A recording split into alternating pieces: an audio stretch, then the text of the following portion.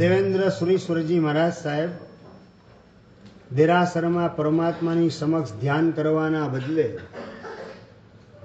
સાંજના સમયે ગામની બહાર આવેલી એક શિલા, એ શિલા સમક્ષ ધ્યાન કરી રહ્યા હતા.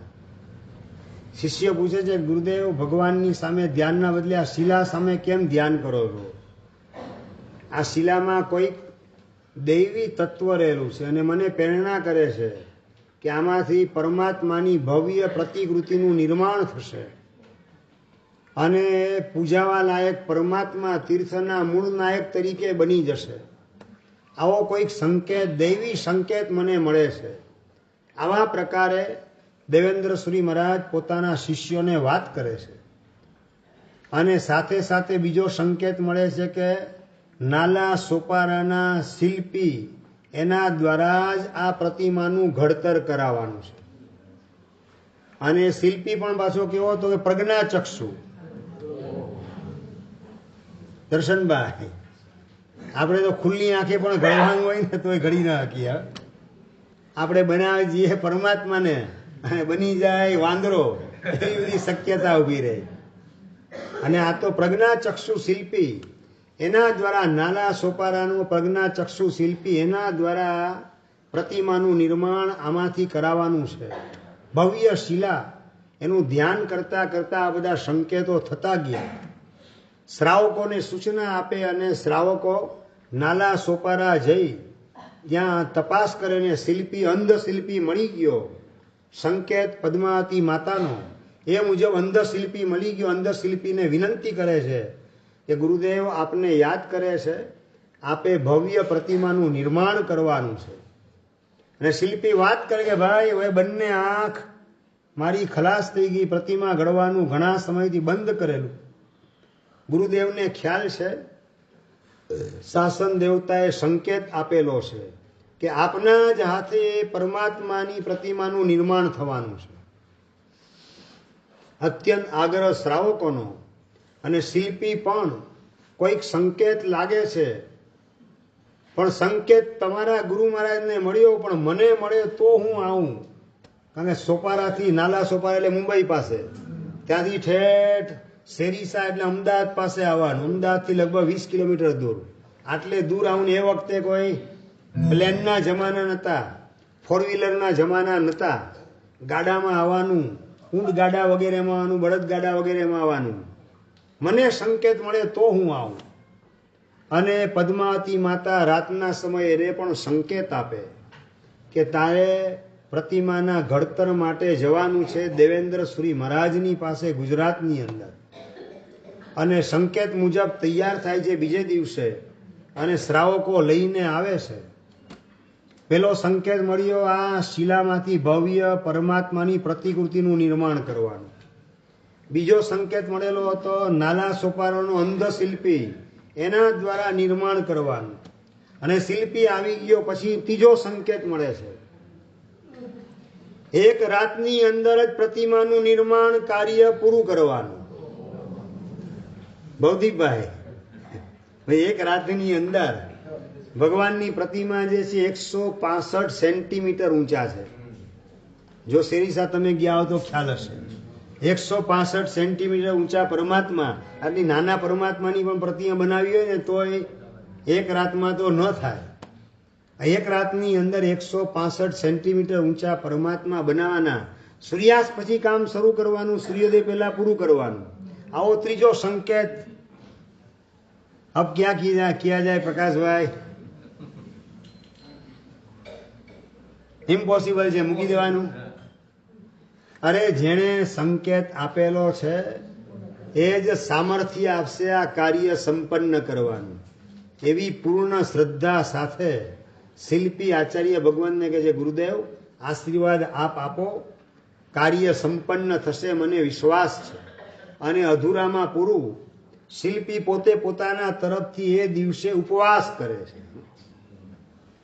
હવે ઉપવાસની અંદર તો રાતના ઊંઘ આવે, અહીંયા ટાંકણા ક્યાં લાગે? પ્રજ્ઞાચક્ષુ શિલ્પી છે, દિવસનો ઉપવાસ. અને ઉપવાસની રાતે સૂર્યાસ્ત થયા પછી પ્રતિમાનું ઘડતર શરૂ કર્યું. અને પદ્માવતી માતાની સહાયથી સૂર્યોદય થાય એની પહેલા પ્રતિમાનું ઘડતર સંપન્ન થઈ ગયું, પરિપૂર્ણ થઈ ગયું. પ્રતિમા સરસ મજાના તૈયાર થઈ ગયા. છેલ્લે શિલ્પી ફિનિશિંગ કાર્ય માટે હાથ ફેરવે છે આખા શરીર ઉપર. ક્યાંય કંઈ ખોટ ખાપણ રહી નથી ગઈ ને. આખા શરીર હાથ ફેરવતા ફેરવતા છાતીનો ભાગ આવ્યો, ત્યાં કંઈક ઉપસેલું દેખાયું. એનેથી અહીંયા કંઈક રહી ગયું લાગે છે, એટલે ટાંકણો મારે. દેવેન્દ્ર સુરી મહારાજ સૂર્યમંત્રનો જાપ કરતા હતા, બાજુમાં જ બિરાજમાન હતા, અને એ જગ્યાએ છાતીના ભાગમાં સહેજ ઉપસેલો ભાગ, ત્યાં ટાંકણો માર્યો ને ત્યાંથી લોહીની ધાર છૂટી. દેવેન્દ્ર સુરી મહારાજ ઉપર સૂર્યમંત્રનો જાપ કરતા હતા, લોહીની ધાર ઉડી પોતાના ઉપર. આંખ ખોલે છે. શિલ્પીને કહે છે કે ભગવાન જીવતા હતા ત્યારે કદાચ ભગવાનને આ જગ્યાએ મસો હશે, માટે એ જગ્યાએ ભાગ ઉપસેલો છે, જેમ છે તેમ તું રહેવા દે. અને દેવેન્દ્ર સુરી મહારાજ પોતાનો અંગૂઠો ત્યાં મૂકી એ ભાગમાં સૂર્યમંત્ર ગણવાનું કામ કરે, અને સૂર્યમંત્રના પ્રભાવે જે લોહીની ધાર નીકળી હતી એમાંથી ત્યાં શાંત થઈ ગઈ, સ્થિર થઈ ગઈ. એટલે ભગવાન લાઈવ છે, ભગવાન મૂર્તિ સ્વરૂપ નથી, ભગવાન સાક્ષાત છે, જીવંત છે. એવા પ્રકારની પૂર્ણ શ્રદ્ધા સાથે ભગવાનની ભક્તિ કરવામાં આવે તો જીવતા ભગવાનની ઉપાસનાનું જે ફળ મળે એ જ પ્રતિમા સ્વરૂપ પરમાત્માની ઉપાસનાનું ફળ આપણને પ્રાપ્ત થાય. આવું ધર્મ સંગ્રહ ગ્રંથની અંદર માન વિજય ઉપાધ્યાય ભગવંતે લખેલું છે કે પરમાત્માનો ભાવ નિક્ષેપ એને હૃદયના કેન્દ્રમાં રાખી, એટલે કે આ મૂર્તિ નથી, સાક્ષાત વિતરાગ શાંત સર્વજ્ઞ પરમાત્મા છે. એવા પ્રકારનો ભાવ અંદરમાં જાગૃત કરી અને ભગવાનના નામ નિક્ષેપ, સ્થાપના નિક્ષેપ ને દ્રવ્ય નિક્ષેપની આરાધના કરવામાં આવે તો ભાવ નિક્ષેપની આરાધના દ્વારા જેટલું ફળ મળે એટલું જ ફળ પ્રભુના બાકીના 3 નિક્ષેપા, એટલે ભગવાનનું નામ સ્મરણ, ભગવાનની પ્રતિમાનું પૂજન અને દ્રવ્ય સ્વરૂપ પરમાત્મા, એટલે કે જે હજી તીર્થંકર થયા નથી, મરીચી વગેરેની અવસ્થામાં હતા ભગવાન, 27 ભવની અવસ્થા, એ બધી દ્રવ્ય તીર્થંકર કહેવાય. એ દ્રવ્ય તીર્થંકર અવસ્થામાં પણ ભાવ તીર્થંકર એનું પ્રણિધાન કરી અને લક્ષ્ય રાખી અને એની ઉપાસના કરવામાં આવે તો ભાવ તીર્થંકરની આરાધનાનું આપણને ફળ પ્રાપ્ત થાય. માટે જ તમને યાદ હોય તો પર્યુષણના પ્રવચનની અંદર આવે છે, 27 ભવના સ્તવનની અંદર પણ તમે રાતના પ્રતિક્રમણમાં સાંભળતા હો છો કે મરીચી તીર્થંકર થવાના આ 24ના છેલ્લા, પહેલા વાસુદેવ થવાના, મહાવિદેવમાં ચક્રવર્તી થવાના અને આ 24ના છેલ્લા તીર્થંકર થવાના. આ વાત સાંભળી ઋષભદેવ ભગવાનના શ્રી મુખે ભરત મહારાજા આવે છે, ભરત ચક્રવર્તી મરીચી પાસે, અને પ્રદક્ષિણ આપે. કઈ રીતે? તમે ત્રિદંડી વેશમાં છો, એ વેશને નમસ્કાર નથી કરતો, પણ 24માં ચરમ તીર્થપતિ તરીકે તમે થવાના છો. એ આપનો ભાવ નિક્ષેપ, ભાવ તીર્થંકરની અવસ્થા, એને હું વંદન કરું છું. આ લક્ષ્યમાં રાખી અને પ્રદક્ષિણા આપવાનું ને વંદન કરવાનું કામ કરે છે. એટલે દ્રવ્ય નિક્ષેપની આરાધના પણ ભાવ નિક્ષેપને હૃદયના કેન્દ્રમાં રાખીને કરીએ તો ભાવ નિક્ષેપની આરાધનાનું જે ફળ મળે એ જ ફળ નામ સ્થાપના દ્રવ્ય નિક્ષેપની ઉપાસના દ્વારા મળે છે. આ જીન શાસનનું રહસ્ય આપણને જો બરાબર સમજાઈ જાય તો પ્રતિમા સ્વરૂપે મળેલા પરમાત્મા એ મારે મન સાક્ષાત ભગવાન છે એ રીતેની ઉપાસના કરતા આવડે, અને એ ઉપાસના દ્વારા ઝડપથી પોતાનો સંસાર કપાતો જાય, પોતાના ભવના 84ના આટા ઉકેલવાનું કામ થતું જાય, અને મોક્ષની બહુ નિકટની અંદર પહોંચવાનું સૌભાગ્ય પ્રતિમા સ્વરૂપે પરમાત્માની ઉપાસના કરીએ તો પણ આપણને પ્રાપ્ત થાય. આવું એક જૈન સાયન્સ આપણા મગજની અંદર બરાબર સેટ કરી અને પરમાત્માની પૂજા વગર, પરમાત્માના દર્શન વંદન પૂજન સત્કાર સન્માન વગર એક પણ દિવસ જવો જોઈએ નહીં. એના વગરનો દિવસ એ વાંઝિયો લાગે. તમે દુકાન ખોલેલી હોય, મેહુલભાઈ, સવારે 9 વાગે, બપોરે 2 વાગ્યા સુધી એક પણ ગ્રાહક ના આવે, દર્શનભાઈ આજનો દિવસ બેકાર. તમને ઘરાક ના આવે, બોણી ન થાય તો દિવસ બેકાર લાગે. સાધક એ છે કે પરમાત્માની પૂજા ન થાય તો દિવસ બેકાર ગયો એવું લાગે. આવો ભગવાન સાથે આપણે નાતો કેળવવાનો છે. પૈસા સાથે નાતો કેળવેલો છે માટે ઘરાક ના આવે તો દિવસ બેકાર ગયો એમ લાગે ટીનુભાઈ. પરંતુ પરમાત્મા સાથે એવો નાતો નથી કેળવેલો વિશાલભાઈ. એટલે પૂજા ન થાય તો હવે આજે રહી ગયું, કઈ વાંધો નહીં, કાલે કરશું. શિયાળો છે, મોડા ઉઠ્યા તો શું કરવાનું? પછી કાપ ક્યાં દુકાને જવામાં કે દેરાસર? અમરભાઈ, દેરાસરની અંદર કાપ લગાવી દેશું વિધાઉટ એની હેઝિટેશન. તરત જ ત્યાં આપણે સેન્સરશીપ લગાવી દઈએ.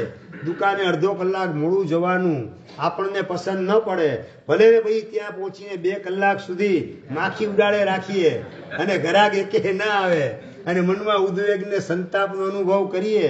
એના કરતાં બેટર છે કે પરમાત્માની ભક્તિ અને ઉપાસના દ્વારા આપણા જીવનને ધન્ય બનાવીએ. તો એવા આપણા સરીસા પાર્શ્વનાથ પરમાત્મા, એનું નિર્માણ થયું જીવતા પરમાત્માની નિશાની તરીકે. એ શિલ્પી જ્યારે ટાંકણું મારે, મસા જેવો ભાગ ઉપસેલો છાતીના ભાગમાં અને એમાંથી લોહીની ધાર છૂટીને દેવેન્દ્ર શ્રી મહારાજ ત્યાં અંગૂઠો દબાવી સૂરી મંત્ર ગળે અને લોહીની ધારા અટકી ગઈ.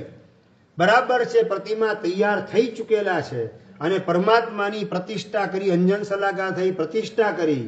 અને પ્રતિષ્ઠા વખતે દેરાસરમાં પ્રતિમામાંથી જ પાણી એટલું બધું ઉભરાણું કે ગભારો ભરાઈ ગયો. ગભારો ઉભરાઈ ગયો. રંગમંડપમાં પાણી આવ્યું, રંગમંડપ ઉભરાઈ ગયો. આગળ પાણી ગયું ઠેઠ દેરાસરના બહારના પરિસરની અંદર અને શેરીની અંદર પણ પાણી વહેવા માંડ્યું, પક્ષાલનું પાણી. ભગવાનના શરીરમાંથી જે અમી ઝરે છે, જાણે કે ધોધ નીકળતો હોય એવો ધોધ શેરીની અંદર ચારે બાજુ ફેલાવા માંડ્યો અને શેરી પણ સાંકડી થઈ ગઈ. શેરી જે મોટી હતી એ શેરી સાંકડી થઈ ગઈ. એટલે નામ પડી ગયું શેરીસા અને કડી. એક શેરી સાંકડી ધોધના કારણે પડી ગયું અને 2 વિભાગની અંદર ગામ ગોઠવાઈ ગયું. એક ગામનું નામ કડી પડી ગયું ને આ બાજુ ગામનું નામ શેરીસા પડી ગયું. એ શેરી સાંકડી પડી ને 2 વિભાગ થઈ ગયા. એટલે કડી અને શેરીસા આ 2 વિભાગ થઈ ગયા. આવા પ્રભાવશાળી પરમાત્મા, એની આપણે ઉપાસના કરીએ અને પ્રાર્થના કરીએ, પ્રભુ અંધ શિલ્પી એણે આપનું નિર્માણ કર્યું.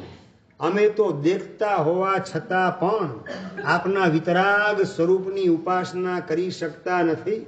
આપના વિતરાગ નિર્વિકાર ને નિષ્કસાય સ્વરૂપની એવી ઉપાસના અમે કરીએ જેના કારણે વિષય કસાયના ચુંગાલમાંથી અમે વહેલી તકે મુક્ત બનીએ. આવી સરીસા પાર્શ્વનાથ પરમાત્માને પ્રાર્થના કરી ત્યારબાદ કલિકુંડ પાર્શ્વનાથ પરમાત્મા એમની પાસે પહોંચીએ. દીક્ષા ગ્રહી કાદંબરી વનકુંડવાની પધારતા નિકુંડ સરોવર તીરે કૌસગતાને નાદતા હસ્તી વડે જા કમળથી પ્રભુ આશ્વની થઈ પૂજના કલિકુંડ શ્રી પ્રભુ આશ્વરે રે કરું વંદના કલિકુંડ શ્રી પ્રભુ આશ્વરે રે કરું.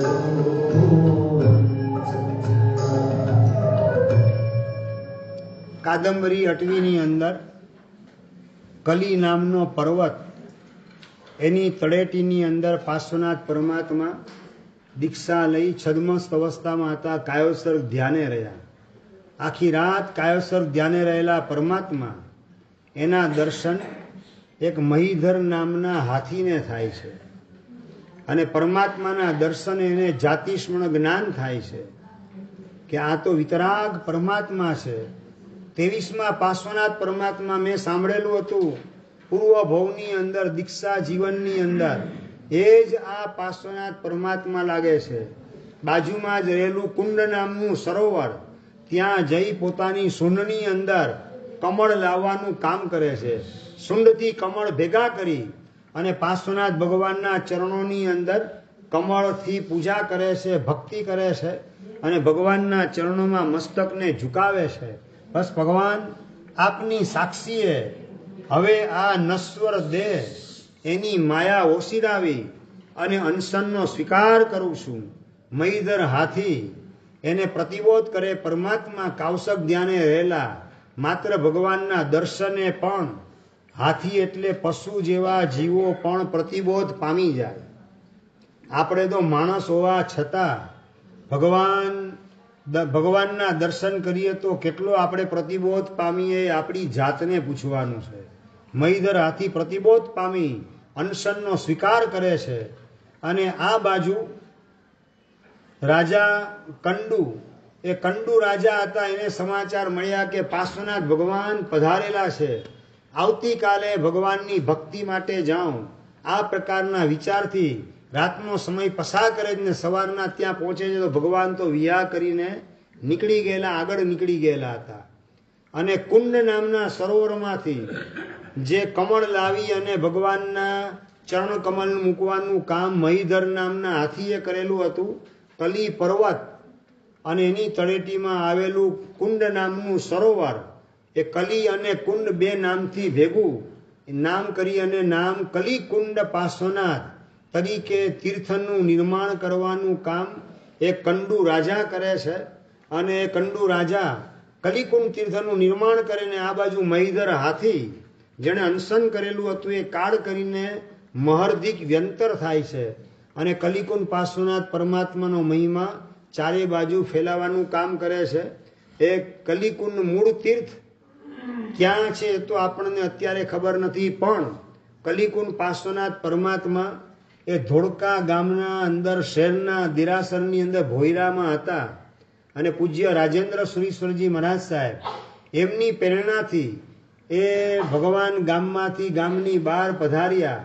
ભવ્ય દેરાસરમાં એને મૂળ નાયક તરીકે બિરાજમાન કર્યા અને એ કલિકુંડ પાર્શ્વનાથ પરમાત્મા આજે તીર્થના મૂળ નાયક તરીકે બિરાજમાન છે. કલિકુંડ તીર્થ તરીકે ધોળકા ગયેલા હો તમે, અમદાવાદથી લગભગ 40 કિલોમીટર દૂર એવું કલિકુંડ તીર્થનું નિર્માણ થયું. ઓરિજિનલ તીર્થ એ તો કાદંબરી અટવીની અંદર કલી નામના પર્વત પાસે આપણે ત્યાં ગયા નથી, પણ એના પ્રતિકૃતિ સ્વરૂપે અહીંયા નૂતન કલિકુંડ તીર્થનું નિર્માણ પૂજ્ય રાજેન્દ્ર સુરીશ્વરજી મહારાજની પ્રેરણાથી થયેલું છે.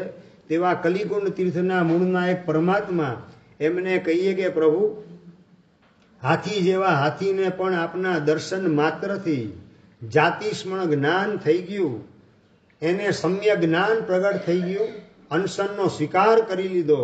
તો પ્રભુ કમસે કમ આપના દર્શને અમે ભલે જાતિસ્મરણ જ્ઞાન પ્રાપ્ત ન કરીએ, અમે અનશન ભલે. અનશન એટલે શું પ્રકાશભાઈ? અનશન એટલે તમામ પ્રકારના આહારનો ત્યાગ, કાયમી ધોરણે ત્યાગ. હવે એ તો બહુ અઘરું ને કપરું છે, બરાબર ને? એટલે કાયમી ધોરણે તમામ પ્રકારના ખોરાકનો ત્યાગ ભલે ન કરીએ, પણ કાયમી ધોરણે બટેટા, ડુંગળી, લસણ, બ્રેડ, બટર, ચીઝ, આ બધા અભક્ષ્ય, પાઉં, ટોસ્ટ, કેડબરી, આ બધા અભક્ષ પદાર્થ એનો ત્યાગ આપના દર્શને કરવાની સમજણ અમારા અંતરમાં પ્રગટ થાય તો આપની ભક્તિ કરેલી લેખે લાગે. આ પ્રકારની દાદાને પ્રાર્થના કરી અને આ બધી અભક્ષ વસ્તુના ત્યાગનો સંકલ્પ કરવાની જરૂરત છે. એક જ પ્રવચન સાંભળ્યું હતું અશોકભાઈએ અંજારની અંદર, અને એક જ પ્રવચન સાંભળીને 12 માસ જેમના ઘરે બટેટા રંધાય અને એક જ પ્રવચન અંજારમાં ગયા ચોમાસામાં સાંભળ્યું. પહેલા જ પ્રવચનમાં જીવનભર માટે ઘરના 4 મેમ્બર, 2 દીકરા અને શ્રાવિકા સાથે અશોકભાઈએ જીવનભર બટેટા, ડુંગળી, લસણ વગેરેનો ત્યાગ કરેલો છે. એટલે વાત મારે એ કરવી છે કે દેવગુરુ સાથે આપણું કનેક્શન જો સાચા અર્થમાં જોડાય તો એમને ગમતું કરીએ અને એને ન ગમતું છોડીએ એવો ભાવ સહજ રીતે આપણા અંતરમાં પ્રગટ થવો જોઈએ. અને માનવીજય ઉપાધ્યાય ભગવંત આ જ વાત કરે છે કે તમને અણગમતું નહીં કરીએ, એ જ હવે અમ પ્રીતિ. પ્રભુ આપને ન ગમતું અમે કદાપી નહીં કરીએ, એ જ આપના પ્રત્યેની અમારી સાચી પ્રીતિ છે. વિતરાગનો પ્રેમ આ જ હોય, બીજા કયા સ્વરૂપે પ્રેમ હોઈ શકે? બસ ભગવાનને ન ગમતા ક્રોધ, અહંકાર, માયા, વાસના, ખાવાની લાલસા, વિજાતીયની વાસના, ધનની તૃષ્ણા, રાત્રિ ભોજન, અભક્ષનું ભક્ષણ, આ બધું આપણે કરીએ, ભગવાનને ગમતું નથી. નથી ગમતું એનું કારણ? નથી ગમતું એનું કારણ? કમલેશભાઈ, તમે બટેટા ડુંગળી લસણ ખાય, ભગવાનને નથી ગમતું એનું કારણ? તમે દુકાનમાં ગ્રાહકને છેતરો એ ભગવાનને નથી ગમતું એનું કારણ? હજી નથી પકડાયું. આપણે દુર્ગતિમાં જઈએ તેવું પ્રભુ ઈચ્છતા નથી. એ ભગવાનનો આપણા પ્રત્યેનો પ્રેમ છે. આપણને સિદ્ધ ગતિમાં પહોંચાડવા માંગે છે, ને જ્યાં સુધી સિદ્ધ ગતિમાં ન જઈએ ત્યાં સુધી સદગતિમાં જ આપણી એન્ટ્રી થાય. દુર્ગતિમાં પગ પેસારો આપણે ન કરીએ એમ પ્રભુ ઈચ્છી રહેલા છે. એટલે દુર્ગતિના બધા સાધનો છે, બટેટા ડુંગળી લસણ, રાત્રિ ભોજન, બ્રેડ બટર ચીઝ, બધા અભક્ષ પદાર્થો, આ બધા દુર્ગતિમાં જવાના સાધનો છે. એટલે આ બધાનો ત્યાગ કરીએ એવું પ્રભુ ઈચ્છે છે. એની અંદર ભગવાનનો કોઈ સ્વાર્થ નથી, પણ માત્ર ભગવાનની આપણા પ્રત્યેની કરુણા છે. એ કરુણાનું આપણે જો વેદન કરી શકીએ, એ કરુણાનો સ્પર્શ આપણને થાય, તો ભગવાનને ન ગમતું આપણા જીવનમાંથી એક ઝાટકે છૂટતા વાર લાગે નહીં. આપણે ક્રોધ કરીએ, ભગવાનને ગમતું નથી તો મારે ક્રોધ કરવો નથી. આપણે માયા કરીએ, પ્રભુને પસંદ નથી, કારણ કે માયા કરીને તિર્યંજ ગતિમાં જવું પડે, એટલે દુર્ગતિ કહેવાય. સદગતિ ચૂકી જવાય. આવું ભગવાનને આપણું ભાવિ પસંદ નથી. માટે આપણે માયા કરીએ, એમાં ભગવાન રાજી નથી.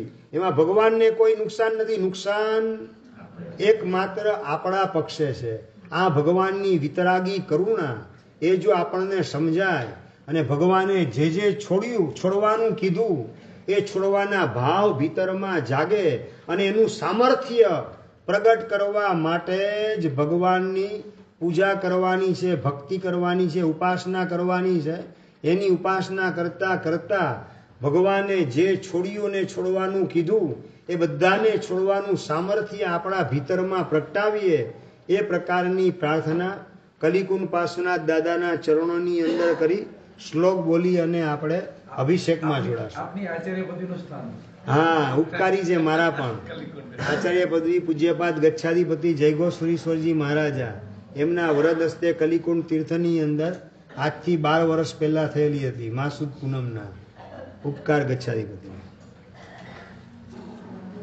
નમો નાકી પૂજ્યાય તે શંખલાય, નમો દેવ શિરી સરા પાર્શ્વનાથ, કલિકુંડ પાર્શ્વમ પ્રભાતે નમામિ. નમસ્તે નમસ્તે નમસ્તે નમસ્તે નમસ્તે નમસ્તે નમસ્તે નમસ્તે. ઓમ હ્રીમ શ્રીમ પરમ પુરુષાય પરમેશ્વરાય નમઃ નિવારાય શ્રીમતે પાર્શ્વનાથ દિનેન્દ્રાય જલંધન પુષ્પમ તમ દીપમ અક્ષર નૈવેદ્યમ ફલમ યજામહે સ્વાહા.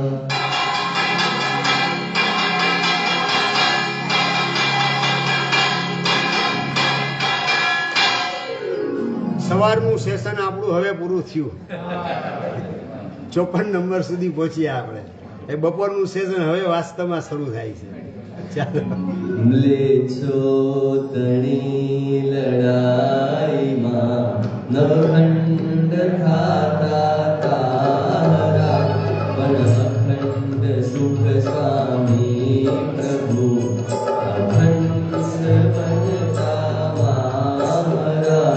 કોવાયલા ને ભોળનારા આત્મા મુझ ભોળજો.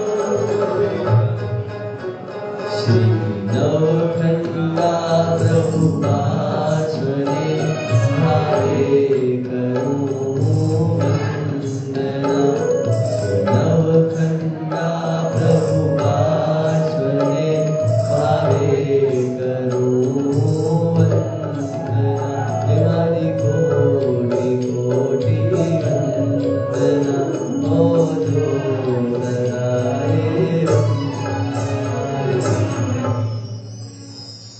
મુસ્લિમ આક્રમણનો ભોગ દેરાસર બને છે. દેરાસરમાં બિરાજમાન પરમાત્મા પણ એનો શિકાર બને છે. પ્રતિમાના 9 ટુકડા કરી પોટલીમાં બાંધી અને ભાવનગરના વડવા વિસ્તારમાં બાપેસરના કૂવાની અંદર મ્લેચ્છ લોકોએ પોટલી ફેંકી દે છે. પ્રતિમાના શરીરના 9 ટુકડા કરી પોટલીની અંદર બાંધીને બાપેસરાના કૂવામાં ફેંકી દે છે. સમયને પસાર થતાં વાર લાગતી નથી. અમુક સમય પસાર થયા પછી અધિષ્ઠાયક દેવ સપનાની અંદર એક શ્રાવકને, ઘોઘાનો એક શ્રાવક એને સંકેત આપે છે કે ભાવનગર વડવા વિસ્તારમાં બાપેસરાના કૂવામાં આ જે 9 ટુકડાની અંદર પાર્શ્વનાથ ભગવાનની પ્રતિમા ગોઠવાયેલી છે એને તું બહાર કાઢ અને 9 મણ લાપસીની અંદર એને તું ગોઠવી દેજે અને 9 રાત સુધી એની અંદર રાખજે. પરમાત્મા અખંડ થઈ જશે. મૂળભૂત અસલ સ્વરૂપે અખંડ એનું સ્વરૂપ આવી જશે. પછી એ ભગવાનની ભક્તિ કરજે, એના માધ્યમથી તારા આત્માનું ઉત્થાન થશે. આ પ્રકારનો અધિષ્ઠાયક દેવ સંકેત આપે છે ઘોઘાના શ્રાવકને. અને સંકેત મુજબ એ વડવા વિસ્તારમાં આવેલો બાપેસરાના કૂવો એની અંદર એની પોટલી બહાર કાઢવાનું કામ શ્રાવક કરે છે. ભાવનગરથી ઘોઘા લાવે. ઘોઘા લગભગ ભાવનગરથી 20 કિલોમીટર દૂર, અને ઘોઘાની અંદર લાવી અને સંકેત હતો 9 મણ લાપસી બનાવવાનું ને એની અંદર ભગવાનના 9 ભાગ ગોઠવીને એની ઉપર લાપસી પાથરી દેવાની ને 9 રાત સુધી એ લાપસી રાખવાની. એના પછી જ ભગવાનને એમાંથી બહાર કાઢવાના. આવા પ્રકારનો અધિષ્ઠાયક દેવે સંકેત આપેલો હતો. એ મુજબ ઘોઘાના શ્રાવક કાર્ય સંપન્ન કરે છે.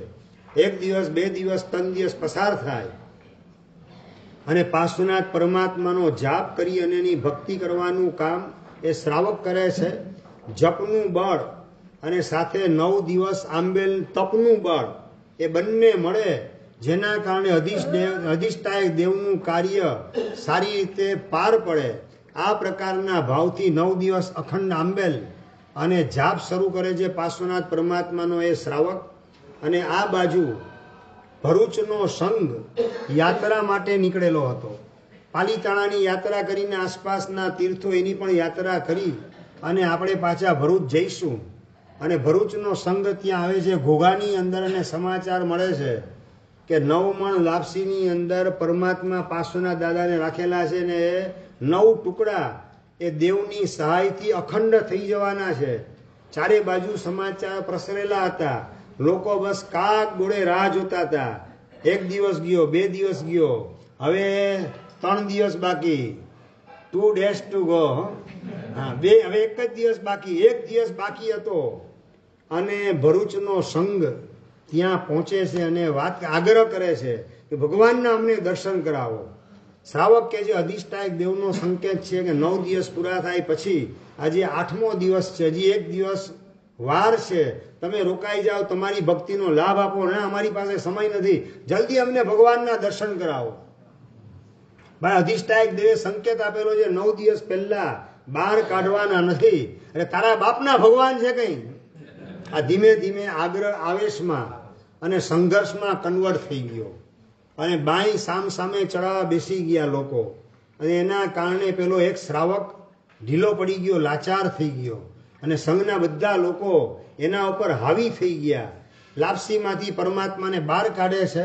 ભગવાનના સાંધાના ભાગનું જોડાણનું કામ 1, 2, 3, 4, 8 દિવસ સુધી ચાલેલું હતું.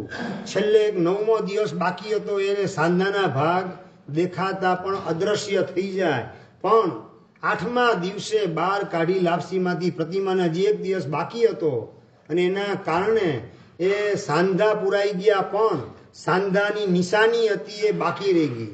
આજે પણ ઘોઘા તીર્થની અંદર મૂળ નાયક તરીકે બિરાજમાન આ પાર્શ્વનાથ દાદા એ 9 ખંડા પાર્શ્વનાથ પરમાત્મા તરીકે ઓળખાય. 9 ખંડ એટલે કે 9 ટુકડા થઈ ગયેલા હતા અને અખંડ થઈ ગયા, પણ આવેશને અધીરાય, ઉતાવળ, એના કારણે એ નુકસાન પ્રતિમાને કાયમ માટે ભોગવવું પડ્યું.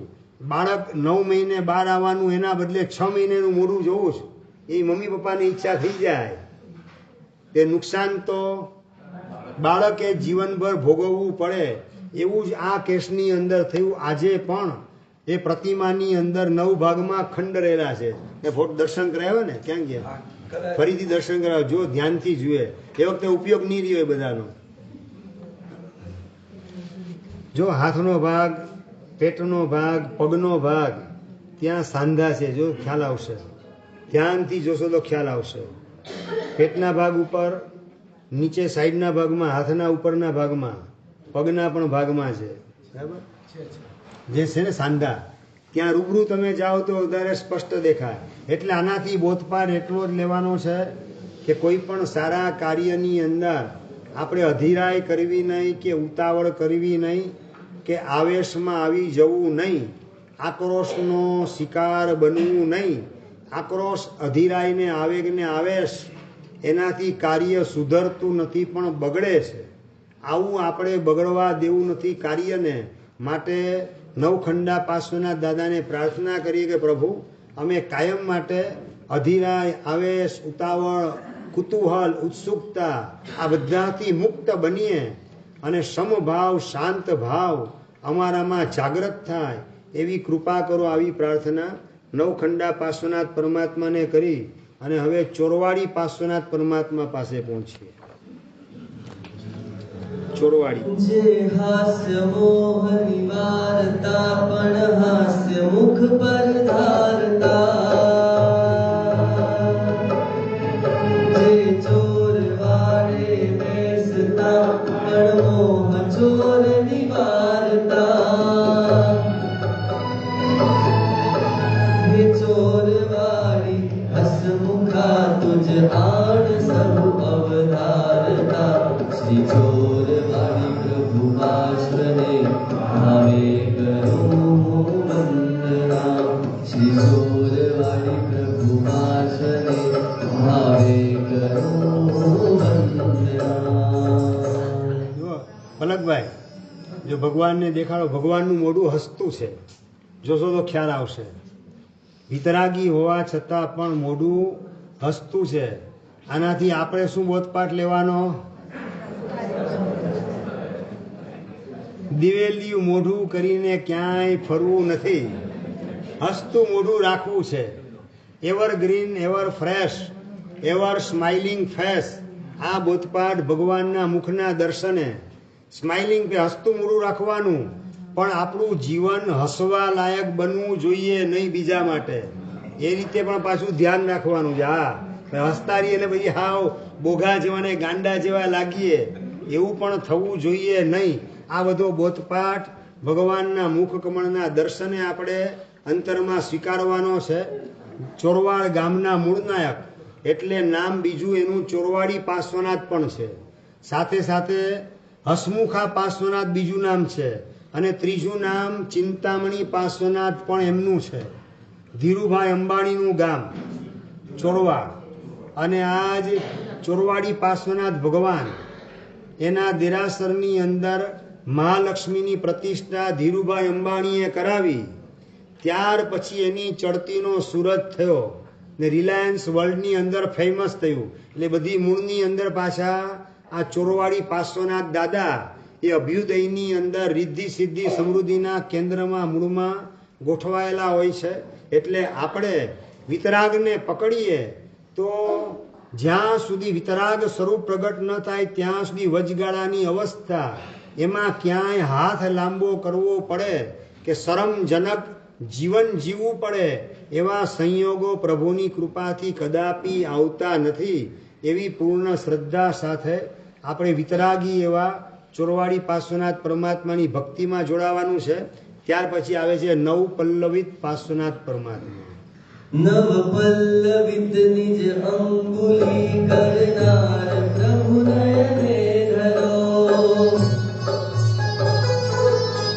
મુજ ભાવના મૂર્છિત બની નવ પલ્લવિત તેરે કરો,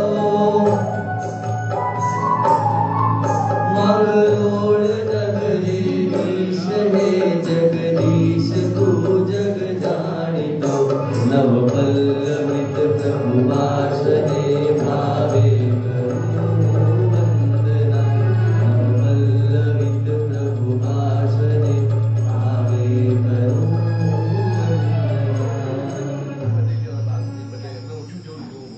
મંગલપુર ગામની અંદર બિરાજમાન આ પાર્શ્વનાથ પરમાત્મા વલ્લભીપુરને ભાંગવાનું કામ લેચ્છ લોકોએ, મુસલમાન લોકોએ કર્યું અને ત્યાંથી પરમાત્મા પ્રતિમા વગેરે પૂરતી સંખ્યાની અંદર હતા, એટલે જુદા જુદા ગામ તરફ મોકલવામાં આવે છે કે જેના કારણે પ્રભુજી સુરક્ષિત રહે. અને એમાંથી એક ગાડું એ માંગરોળ તરફ આવે છે. માંગરોળ તરફ આવતા આવતા રસ્તાની અંદર ઉબડ ખાબડ રસ્તા, આંચકા વગેરે લાગે એના કારણે ભગવાનની 2 આંગળી હતી એ તૂટી ગઈ. લાવનાર શ્રાવક અત્યંત મૂંઝાઈ ગયો. આંખમાંથી આંસુની ધાર નીકળે કે પ્રભુ, આપને સહી સલામત પહોંચાડવાની જવાબદારી મારા ઉપર વિશ્વાસ રાખીને સંઘે સોંપી અને હું આપને સહી સલામત પહોંચાડવાના બદલે આપની અંગુલી ખંડિત થઈ ગઈ. મારી બેદરકારીના કારણે ભગવાન મિચ્છામી દુક્કડમ ધ્રુસકે ધ્રુસકે રડવાનું કામ કરે. પણ દેવ અધિષ્ઠિત આ પરમાત્મા અને સાચો પશ્ચાતાપ શ્રાવકનો, એના કારણે જે આંગળી ખંડિત થઈ ગઈ હતી ત્યાં ફરીથી નવી આંગળી આવી ગઈ. નવ પલ્લવિત, પલ્લવ એટલે ફણગો, આંગળી એક જાતનો ફણગો કહેવાય. તો આંગળી નવી આવી ગઈ એટલે 9 પલ્લવિત આંગળી થઈ ગઈ. એટલે ભગવાનનું નામ પડી ગયું 9 પલ્લવિત પાર્શ્વનાથ. 9 પલ્લવિત પાર્શ્વનાથમાંથી ધીમે ધીમે શોર્ટની અંદર 9 પલ્લવ પાર્શ્વનાથ નામ પડી ગયું. નવો અંકુરો ઉગે એમ નવી આંગળી ઉગી ગઈ પરમાત્માને. એવા 9 પલ્લવ પાર્શ્વનાથ પરમાત્મા, એનું ભવ્ય જિનાલય કુમારપાળ મહારાજાએ નિર્માણ કરેલું છે 800 વર્ષ પહેલાં. એની 800 વર્ષની શતાબ્દીની ઉજવણી વખતે અમે ઉપસ્થિત હતા. દાદાની ધજા ચડાવવાના મહોત્સવમાં નિશ્રા આપવાનો લાભ પણ ભગવાનની કૃપાથી પ્રાપ્ત થયેલો હતો. અને માંગરોળનું મૂળ નામ મંગલપુર, એટલે મંગલપુરા પાર્શ્વનાથ ભગવાન પણ આનું બીજું નામ છે. અને ત્રીજા નંબરની અંદર માંગરોળ ગામ અત્યારે છે, એટલે માંગરોળી પાર્શ્વનાથ તરીકે પણ આ 9 પલ્લવ પાર્શ્વનાથ પરમાત્મા પ્રસિદ્ધ છે. તો આપણે પરમાત્માને પ્રાર્થના કરીએ 9 પલ્લવ દાદાને કે આંગળી ખંડિત થઈ અને ફરીથી 9 પલ્લવિત થઈ.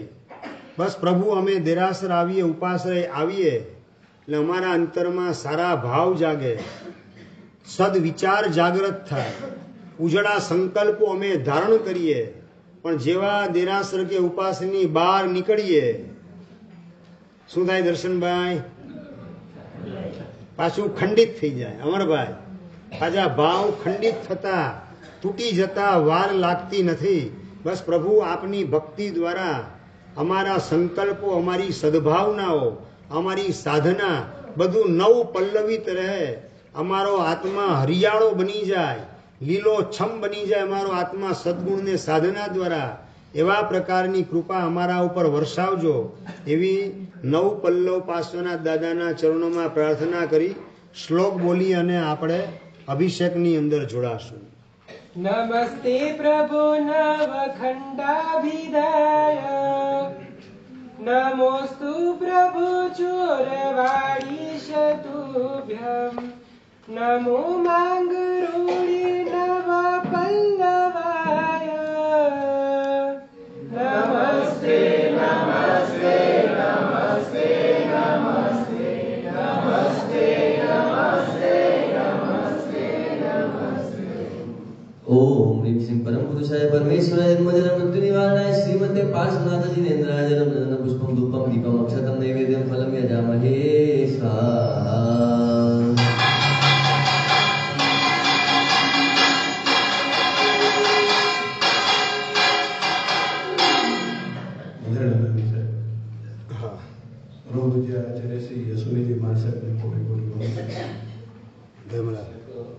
અંજારથી જેટલા વધાર્યા હોય તે જરાક બધા ઊભા થઈ જાઓ.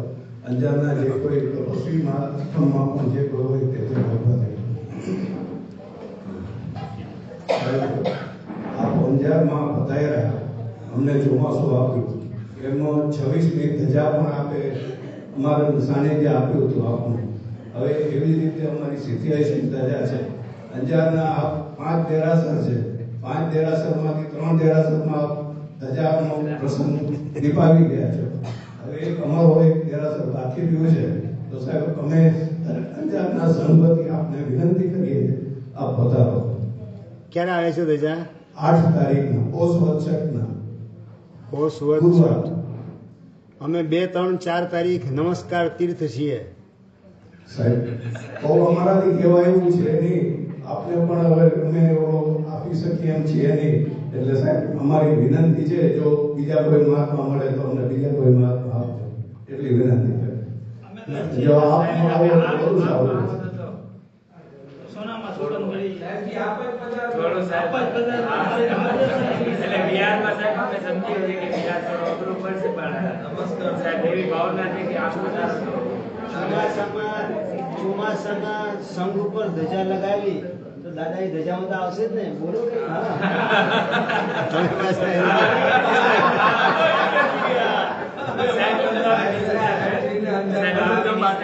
બાકી સાહેબ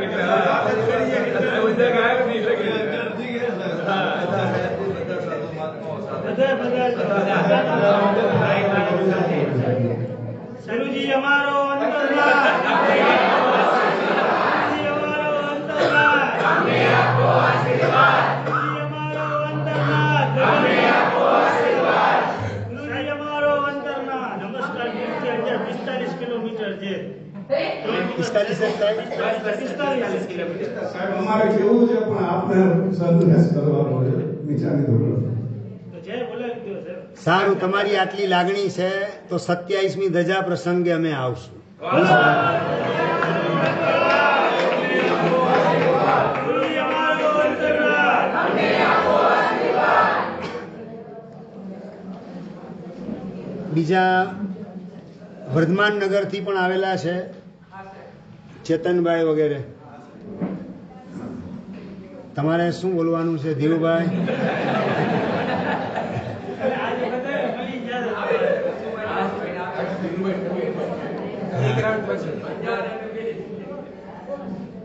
શું બોલો, તમારે શું છે ભાવના?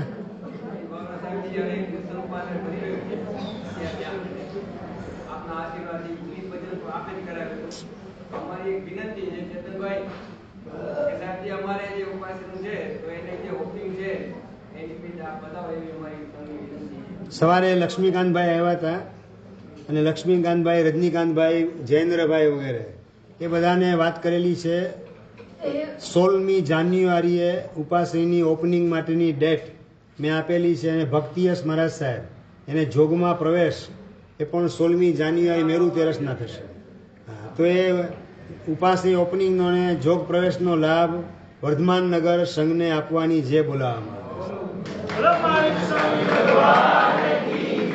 ગુરુજી અમારો અંતરનાથ. અમને આપો આશીર્વાદ. ગુરુજી અમારો અંતરનાથ. અમને આપો આશીર્વાદ. ગુરુજી અમારો અંતરનાથ. અમને આપો આશીર્વાદ.